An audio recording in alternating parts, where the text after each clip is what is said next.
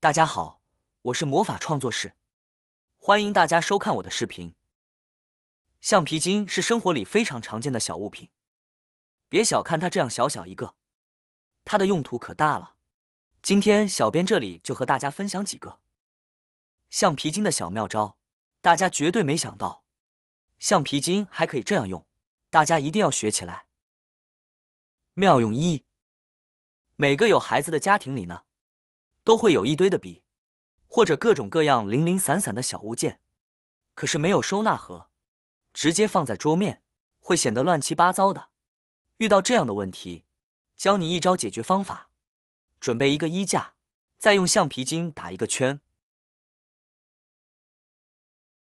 把笔像这样套在衣架上。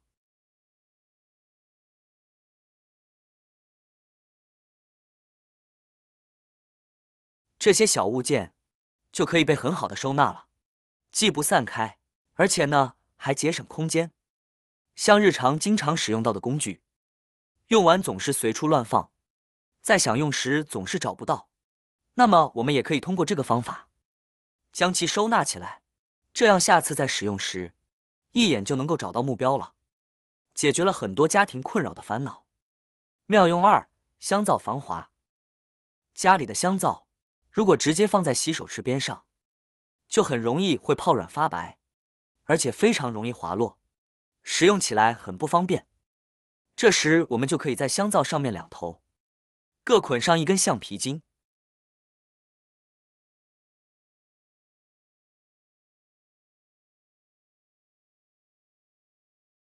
这样就可以用来隔离香皂和洗手池的接触，这样香皂就不会再随意滑落了。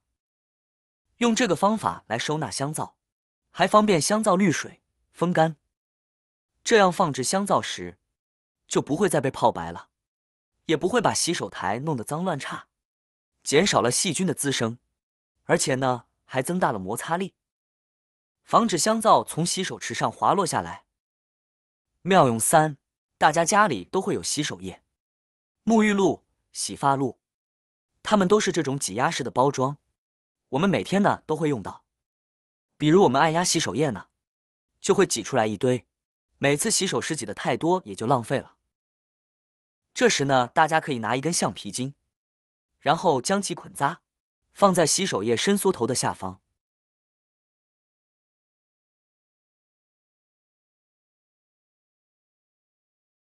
这时再来按压一下洗手液，挤出的量呢就明显的少了很多。因为现在按压下去，橡皮筋挡住了伸缩头，从而减少了弹簧伸缩头的距离，所以洗手液排出的量就会少很多。像洗发露、沐浴乳还好，洗手液呢，我们每天都要使用无数次。其实一次呢，真的不需要那么大的量，是真的浪费。一家人一天不知道要洗多少次手，一瓶1-2个星期就用完了，真的感觉有些浪费。如果你也遇到同样的想法，那么就使用这个皮筋，节省洗手液的方法吧，一年下来能帮你省下不少钱。方法4：眼镜是部分朋友生活中的必需品，在眼镜腿上分别缠绕上橡皮筋就行。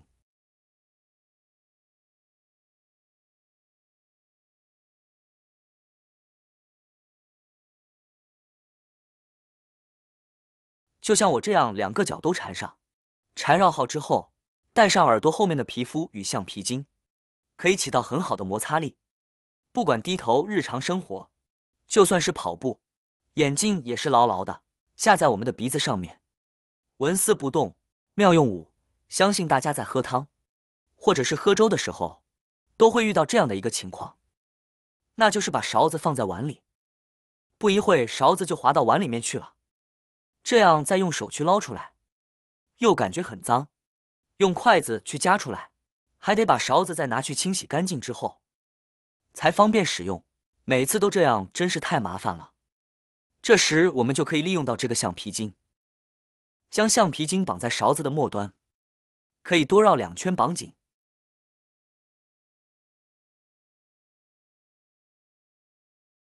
这样再把勺子放在碗里，便可以增加摩擦力，甚至可以把勺子挂在碗的边缘，这样勺子呢就不会滑到碗里面。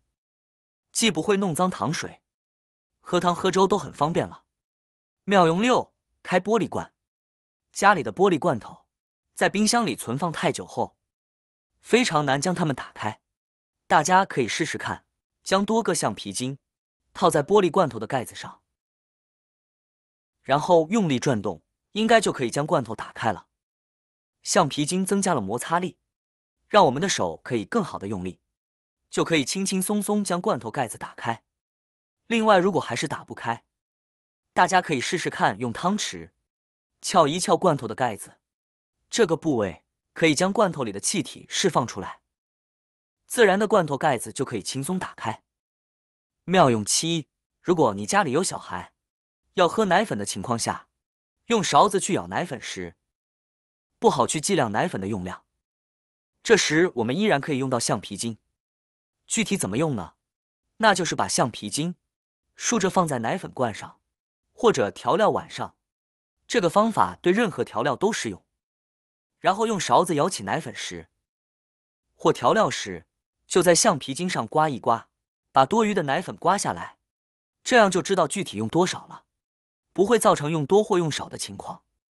精准用量，非常的方便。干活的伙计们还可以把它清除刷子上多余的油漆，用一条宽橡皮筋垂直缠绕在颜料桶上，它会产生一条水平线，也可以用它把多余的油漆从刷子上刮掉。妙用8：我们平时穿的裤子拉链每次拉上去的时候一点问题也没有，但是当我们蹲下来的时候，或者是走路的时候，拉链就会不自觉地滑下来。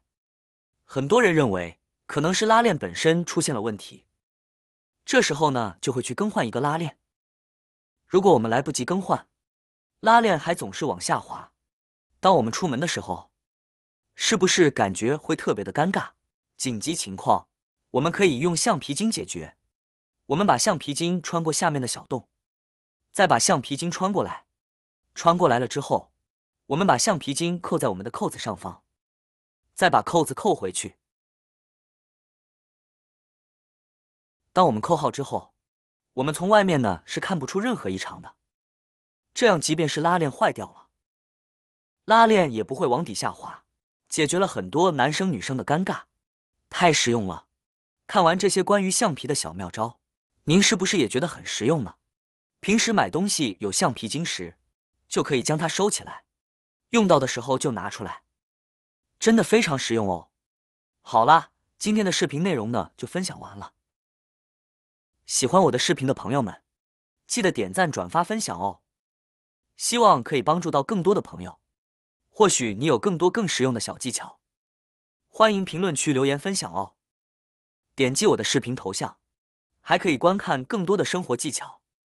每天呢都会分享不同的精彩视频，别忘了关注我哟。感谢您的支持，我们下期再见了。